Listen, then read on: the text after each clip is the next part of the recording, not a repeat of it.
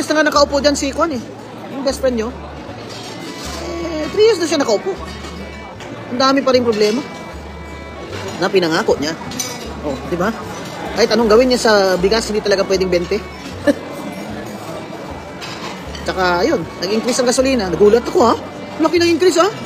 5 pesos. Grabe, no? Sa 4 na litro, oh. Sabihin mo na lang. 6 na litro lang sa 30 pesos, oh. Kahating kilo na yun ang bigas, ha? Grabe, ito sabihin niya, wala pa naman, di pa naman malala yung gera. Ay, grabe. Ano alam mo talaga ang problema? May oil deregulation law. Private na ngayon ang may mga reserves. Gobyerno walang reserve. So ano yung pwede niyang gawin? Yung BBM, pwede niya na lang gawin, magbigay siya ng subsidy doon sa mga private supplier ng oil para hindi taas ang presyo. Pero wala pang nangyaring ganyan na successful yung mga pa-subsidize ng oil. Wala talaga. Ano daw yung yung nagsabi na i-open daw niya sa public yung Bicam? Ay ha, galing-galing mo naman. Si Cielo Magno, nagtawag siya ng na i-open yung Bicam para makita natin yung di ba, dinaya nila tayo mga taong bayan dun sa Bicam. Pinagdagdagan nila, siningit-singit nila yung mga akap-akap na yan. O di ba, yung Bicam na yan, nawala na lang yung PhilHealth natin. Basta. Sabi ni Cielo Magno, in live stream, i-open to the public ang bicameral conference ng Senate at ng House. Yan yung bicameral, yung Bicam, House, mga congressmen at mga senador, meeting yan sila to finalize the, the entries there in the budget for the General Appropriations Act na bubutuhan ng mga senador at kongresista. Aba, wala pa nga 24 hours, sumagot na agad si best friend ko, si Romualdez. Nasabi niya, payag siya. At ito, sabi niya, bantayan nyo, kasi pera nyo ito. Bantayan nyo ang kaban ng bayan kasi pera nyo ito. Anak ng tinapakan naman. Yung akala mo na talaga, bobo na talaga kami, bobong-bobo na kami. Ikaw na nga dyan binabantayan namin, tapos babantayan pa namin yung Bicam. Ikaw pa magsabi na bantayan namin yung Bicam dahil pera namin yan. Ikaw na nga binabantayan namin eh, kasi baka ubusin nyo dyan eh. Nahabla-habla na nga yung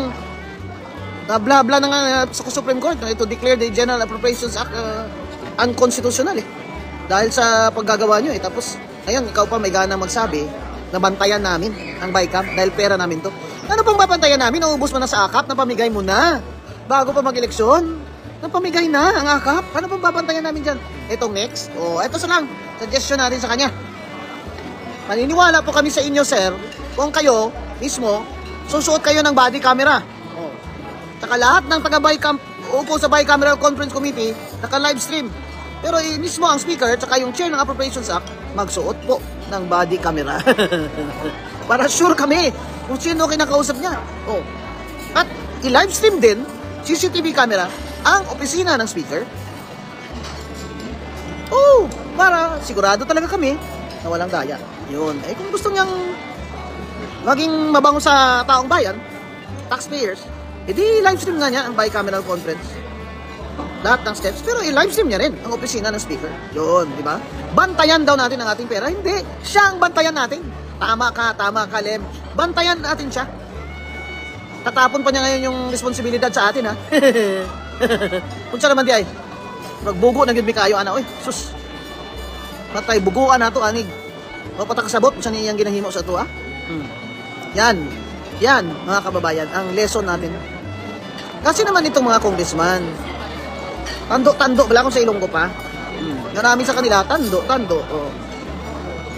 Wala sila doon kasi may akap din sila. Hindi ba naman kayo mahiya kayo sa tao? Mahiya kayo sa mga taxpayers? Kaya alam ko, gusto ko, yung ginagawa ni Ping Lacson, wala na lang pork barrel yung mga congressman. Ako, attorney, paano yan? Paano? Gusto ko nga, i-donate nila yung mga part of their salary sa kawang-gawa eh. Donate nila. Para sigurado tayo na yung mga gustong tumakbo ay wala na silang, kung ang gusto lang nila ay magkakwarta dyan, hindi na sila tatakbo. Sabihin nila, ano ba yan? Magkano lang naman makukuha ko dyan? Wala na pala akong kickback sa, sabihin nila, wala na palang SOP, wala nang kickback sa mga pork barrel. Para ano? So yung tatakbo na lang, yung mga walang interest sa oh, maging ano, pagnanakaw sa at mga kickback. Eh, pwede naman yun eh. Saan ang dog food ko daw? Ang mahal ng dog food ngayon ha? 2007 na kaya isang sako. Mahal. Lalo na yung isang dog food ko, yung Royal Canine. Abay, more than 500 yun na kilo. Oh. Resolution 10, yun ang kanilang pork barrel.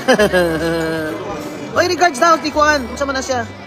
Na-miss daw na, ganyan ako. Ah, yung ano, yung tayo daw ng mga taga Mindanao, ay tayo daw ng taga Sub-Saharan Africa. Tsura naman naman. Yung tsura naman ng ito. Panggap mayaman ka dyan eh. Amoy na amoy ka na namin ni.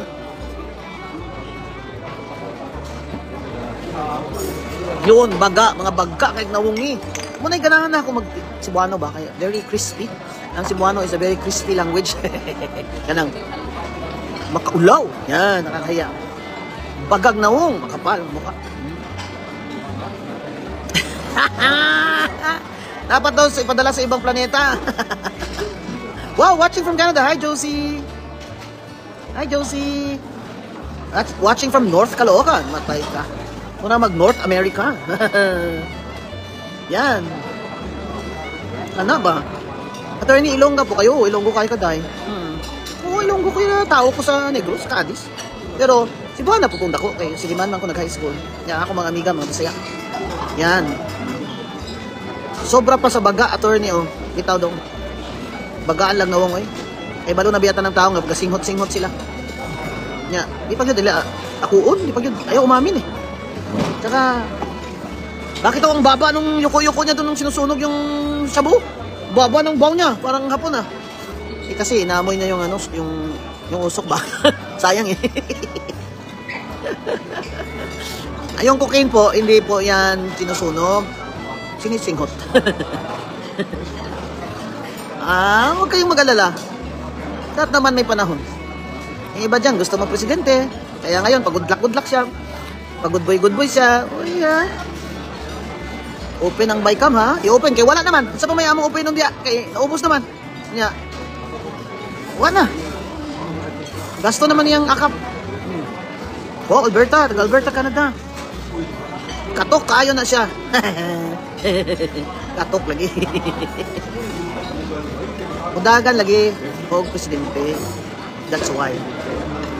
So, you watch out. Santayan nato ni siya. Kay 3 years. In 3 years, ano pa kaya mga kababalaghan dyan ang gagawin niya sa pera ng taong bayan? Alam mo,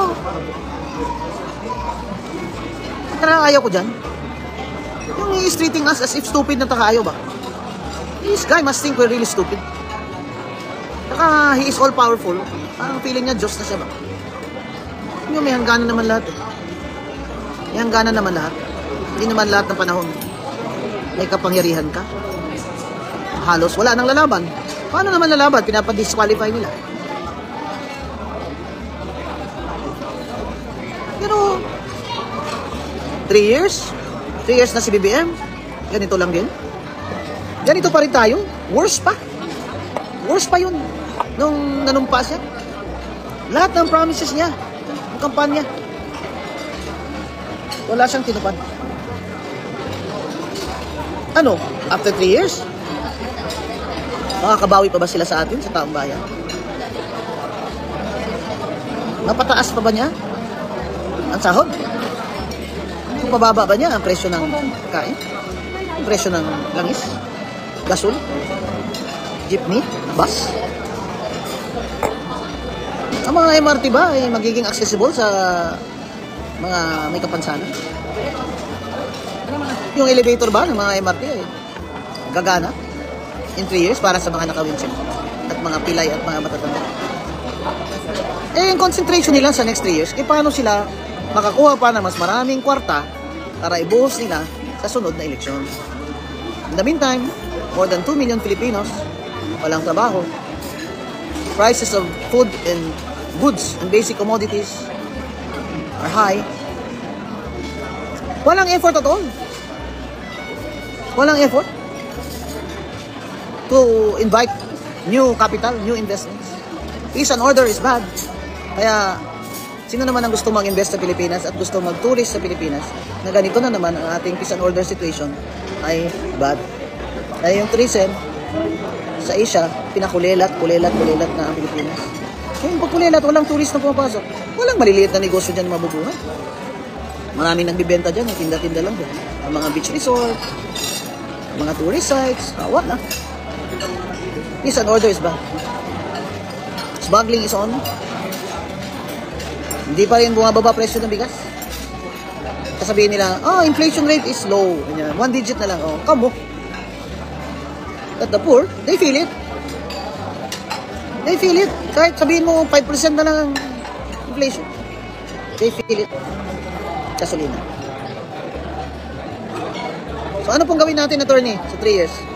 Bantayan natin sila. Bantayan natin sila. At huwag kayong matatakot na magsalita o mag-express dyan sa social media nyo ng mga kasamaan sa gobyerno because that is your right. Freedom of speech ka na.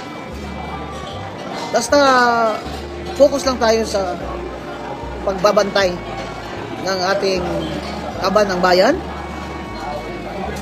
at ang mga pag-abuso ng ating presidente at mga may kapangyarihan.